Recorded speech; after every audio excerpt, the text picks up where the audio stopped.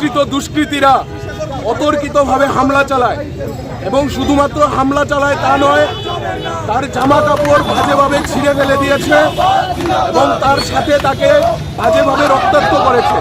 এবং তার পাশাপাশি আমাদের কৃষক আন্দোলনেরও একজন নেতৃত্ব ওনার উপর অতর্কিতভাবে হামলা চালায়।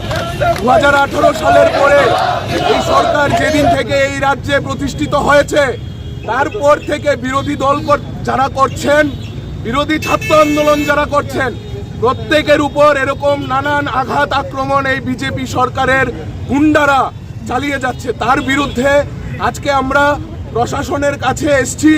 প্রশাসনের কাছে আমরা সময় চেয়েছিলাম, প্রশাসন সময় দেয়নি।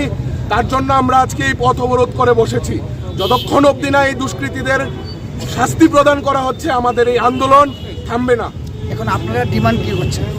আমাদের ডিমান্ড হচ্ছে যারা এই দুষ্কৃতীরা হিমাদ্রি শেখর ঘোষ এবং আরও গণ আন্দোলনের নেতৃত্বের উপর আক্রমণ করেছে, আঘাত করেছে, তাদেরকে শাস্তি প্রদান করতে হবে এবং এই রাজ্যে যে জঙ্গল রাজত্ব চলছে এই জঙ্গল রাজত্বের অবসান ঘটাতে হবে।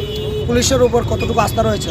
পুলিশ প্রশাসনের কাছে আমরা প্রতিনিয়ত যাচ্ছি, আমরা অভিযোগ জানাচ্ছি, কিন্তু এই পুলিশ দেখা যাচ্ছে যে সরকারের পক্ষপাতিত্ব করছে, দোষীদেরকে গ্রেফতার করছে না। তার বিরুদ্ধে আমরা প্রতিনিয়ত সোচ্চারে আওয়াজ তুলছি।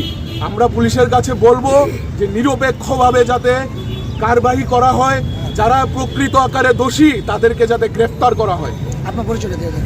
আমি সারং আচার্য, SFI সদর বিভাগীয় কমিটির সম্পাদক।